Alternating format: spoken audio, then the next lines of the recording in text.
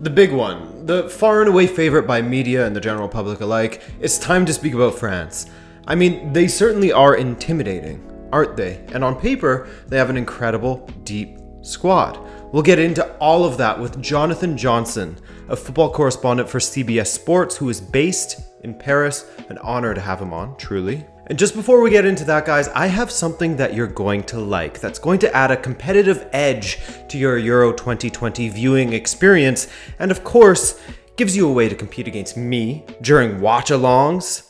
FanClash. FanClash is an in-play fantasy football app that allows you to compete against people around the world, including myself, of course. And what makes it better than normal fantasy football is that it happens live, and your picks aren't locked in. As you watch the game, watch the 4 players you chose initially collect points for you. If they're choking, sub them out. If they're dominating, maybe use a power-up to double the points they accumulate. But you gotta be tactical with it. You have a limited amount of substitutions and power-ups to use. Once they're gone, they're gone. You can see how you're doing in the live worldwide leaderboard, or if you follow me on the app, Rabona TV, all one word, you can see how you stack up to me and my followers, and potentially win a premium subscription, which doubles your cash prizes. Yes, cash prizes, because on top of the fun, there will be $10,000 worth of prizes distributed throughout the tournament's 44 matches. I didn't come close to winning any money yet, but it's just a ton of fun to play while you watch. It will really add a nice dynamic to our watch along, so use the link in the description for a free download of FanClash on iOS or Android. And thank you to FanClash for sponsoring this video. I'm very picky with the companies I say yes to working with. It has to be something that makes sense, that you guys would be interested in.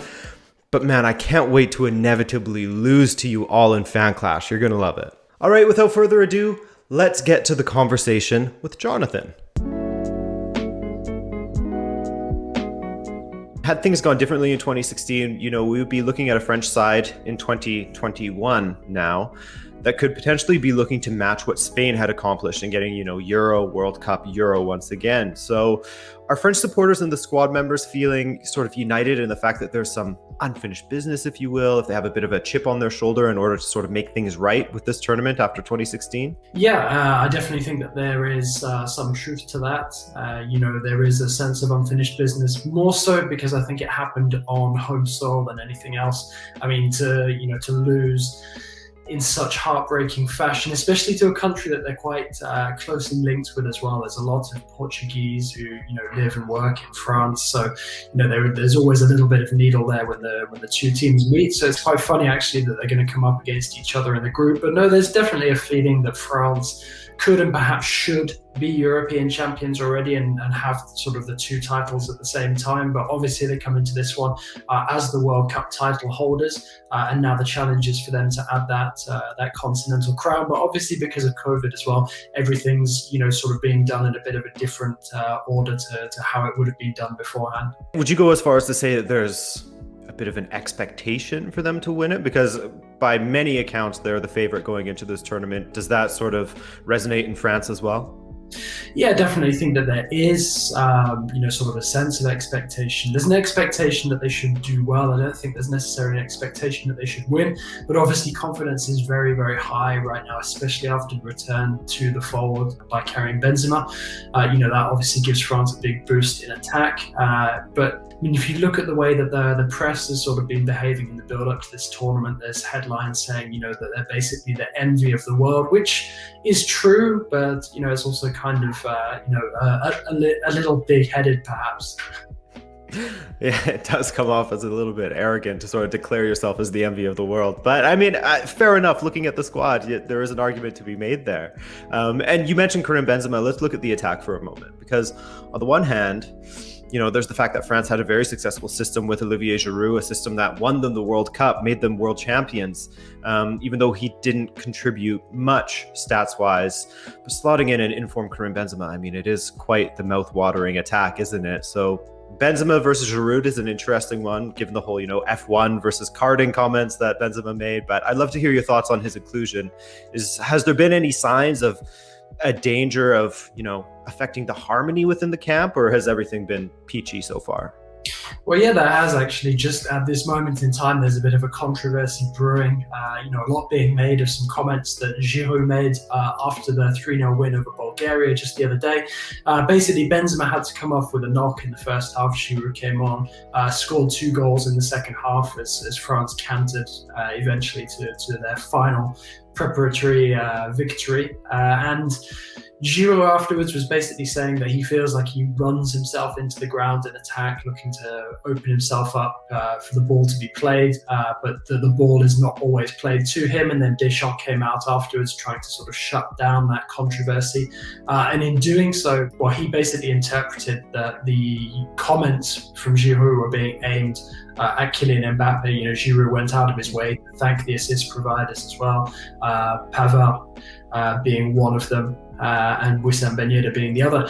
And so now there's this sense that the French press are trying to turn, what was quite a throwaway comment into something much bigger than it is. There's LAKEY who were reporting on Thursday that Kylian Mbappe wanted to go into a press conference to address these claims, and that Didier Deschamps talked him out of it. So now it's going to be interesting to see how France sort of handle this brewing controversy, especially because Benzema's injury looks like it might keep him out of the opening match against Germany. I mean, when Benzema's actually been on the pitch since his recall, it's looked quite good in terms of the chemistry. He blends quite well with Antoine Griezmann, with Mbappe. But then, now if this does develop into something, this sort of not rivalry, but like a bit of a rift between Giroud and Mbappe, obviously that could undermine, the French chemistry in the squad. But I would also say that probably the big positive for Deschamps in this is that Antoine Griezmann, who's arguably the key player for France, his form's been unaffected. He scored 2 very nice goals in the build-up matches, and he looks, motivated to do something good with France this summer. He's coming off the back of a difficult season with Barcelona. I mean, that's another interesting thing about the French attack. They're all coming into this from different angles. Benzema's coming back for the first time in 6 years, off the back of arguably his best season with Real Madrid. Griezmann's coming into it off of a very difficult season with Barcelona. His move there hasn't really worked out for him yet. And Mbappe's only really had half of a good season with PSG. He really picked up after the replacement of Thomas Tuchel with Mauricio Pochettino. But before that, he was kind of, almost running in second gear, really. So it's interesting, this dynamic in attack. And obviously we know when we're taking Giroud into account that he's barely played for Chelsea, especially over the last few months. I mean, there's an interesting stat out, looking at Giroud's 2020-21 statistics. And he scored more with France than he has done for Chelsea, and obviously he's had fewer opportunities to play for Chelsea as well. So he's obviously a guy who, when you give him the opportunity, you give him that trust, he doesn't abuse it, and he does put in his best performance, and he's somebody who will always rise to the challenge for the national team. But you mentioned his showing in 2018, not returning that much statistically. He played quite an unfashionable role. There's a couple of guys in this French team, N'Golo Kanté being one, Giroud being the other, who play roles that generally tend to go unappreciated, but allow their teammates to thrive. And obviously, when you can put somebody like Benzema into the attack, who has a similar physique to Giroud, but can do so much more technically, that makes you so much more dangerous in front of goal. Definitely, and just jumping back to those comments that Giroud made after that match against Bulgaria, I believe you said, do you find that he was sort of trying to maybe not create a narrative that perhaps, look, you give me the service and I deliver just as I did in this match? Do you think that that's sort of what he was trying to get at? I mean, I think he probably feels like he had a point to prove, because I think he knew, coming into these games, that bar an injury to somebody like a Benzema, he's going to be starting that match against Germany on the bench. Now, because he scored those 2 goals against Bulgaria, he's looking at potentially starting, especially if Benzema's unable to be part of the 11 from the off. So, it's kind of, I think he's probably feeling a bit confident, because he managed to get those goals, and it shows that, he still has value to give to this national team. But also at the same time, I think he's probably also frustrated because, I mean, when you look at it statistically, and I know that the Opta Stats group put something out about it earlier today, where when you delve into the stats, Mbappe doesn't pass to Giroud as much as he does to somebody like Benzema. And that's perhaps reflective of the fact that, Mbappe sees, somebody who is of a similar technical level to him in Benzema, unlike with Giroud. But also as well, I'd say that, Mbappe's club situation perhaps rubs off on him a little bit here. He plays alongside Neymar. Similar accusations have been leveled at Neymar over the course of the time that he's been with PSG, and that's also something that kind of feeds into this controversy a little bit. That's definitely been something that people have sort of been scared of with Kylian Mbappe is Neymar rubbing off on him a little bit. So, I mean, I guess we'll see. That certainly is. I haven't heard that stat yet where the stats point toward him not passing to Giroud as often. So that's something that I will be sort of paying attention to if they're on the pitch together. Okay, so let's look at the squad as a whole.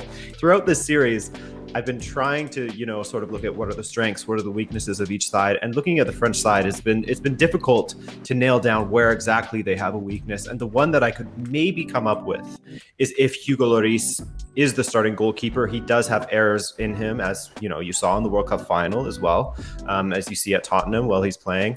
So are there any sort of...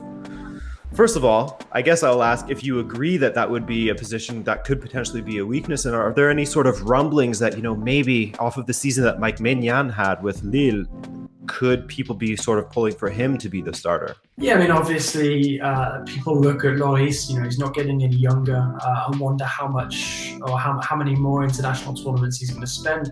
As the French number one, many people suspect that this will be his last. Maignan has come on very well with Lille, and obviously he's now moved to AC Milan, where he's going to replace Gianluigi Donnarumma. So, there is sort of a sense that Lloris might be living his last few years as France's undisputed starter. But also at the same time, he is the captain. He's just hit 100 matches as the skipper. So while Deschamps is in charge, Lloris is very likely to continue to play a big role. I think the only thing that could really change that is if Lloris falls out of favour at club level or makes a move away from Tottenham, and things don't go well for him from there.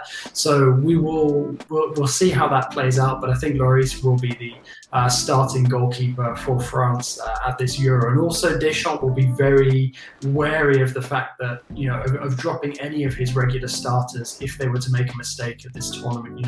Deschamps is somebody who's very attentive to the chemistry within the group.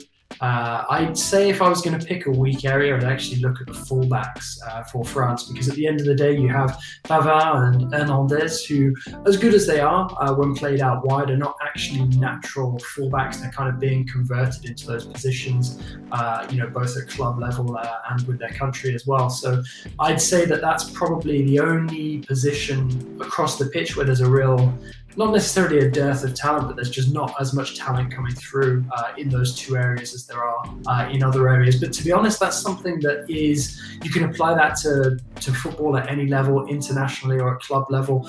It's just an unpopular position because the best players who thrive there generally tend to move infield.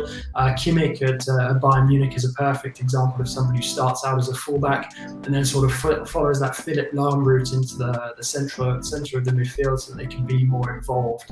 So, I think that, France can be gotten at either side of the defence, but I think the defence as a whole is probably a bit of a concern for Deschamps coming into this one, because so many of the players who are in flaky form in this season just gone are actually part of the defence. You've got Rafael Varane, who hasn't had his best season with Real Madrid. Presnel Kimpembe, who's been gasping for a good performance for PSG now for some time. He's not particularly looked at ease since Mauricio Pochettino took over. And like I said, you've got the two fullbacks who are not necessarily in their most natural positions there. So, the stats are looking all right for France at the moment. They've kept 4 clean sheets for the first time since 2008. So, that's kind of encouraging going into a match against a team as strong as Germany. But, there is a sense that this French team could be vulnerable at the back and gotten at by teams with good attacks. And, you bring up the fullbacks. And one of the players that perhaps was a surprise, maybe that was left behind, was Theo Hernandez of AC Milan. But just looking at the players as a whole that didn't make the squad, there's the Upamecano and Ndombele, Awar, those kinds of players. I mean, you're doing well selection-wise if you can afford to leave those players at home. But with those backline players that I mentioned, do you think that there's any other players that Deschamps will regret not bringing along? I mean, I think you could make an argument for somebody like Hernandez, who's had, a very good season with AC Milan. He's being linked with a number of clubs now, including PSG. We'll see if he makes a move later this summer. But the big thing that Deschamps likes to do is he likes to make sure that he is including the people who will blend the best and create the best sort of ambience within the group for the duration of the tournament. And there's question marks over certain young players' mentalities and whether they're the best fit in the group. There are questions about Aymeric Laporte in years gone by. We now know that he's changed his allegiance internationally to Spain.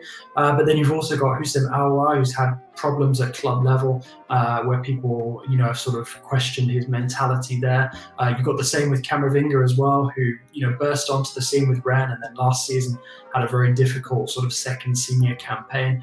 There are a lot of talented players who are capable of being part of this international setup, but some of them are paying the price for disappointing club seasons, and Ndombele is another one of those.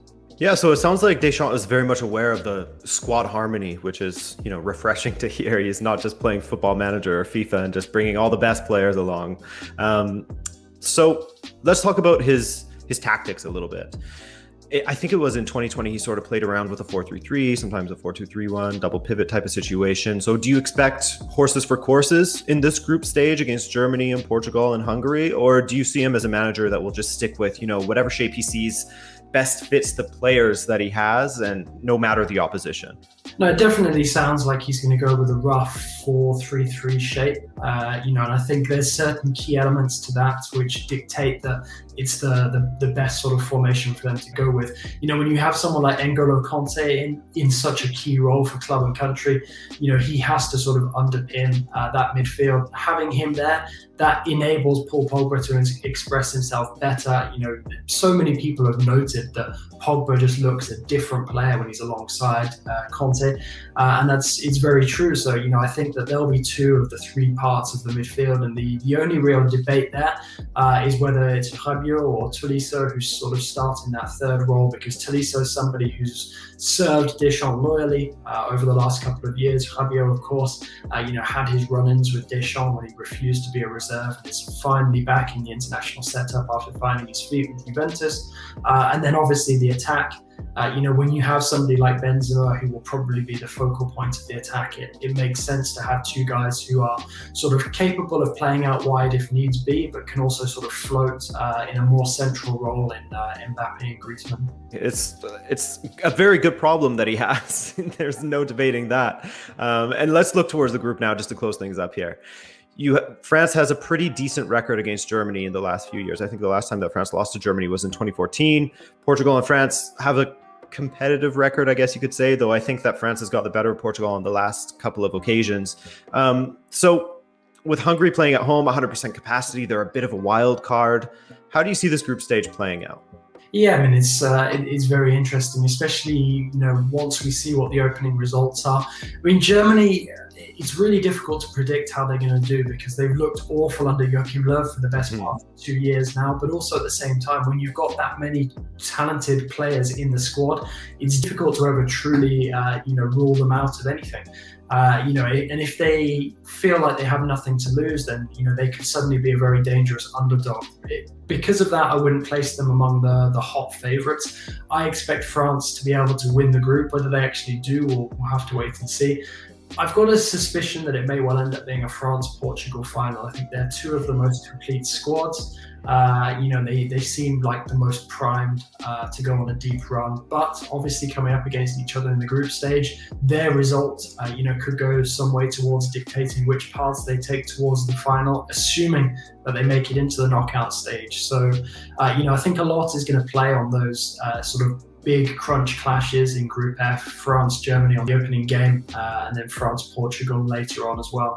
And obviously Portugal-Germany as well will be of significance. So for me, I think I'm going to go for France to finish top, Portugal second, and Germany to come in third. But I think all three will advance to the latter stages. I think, it's very difficult to see how that group would not provide three teams to the latter stages given their strength.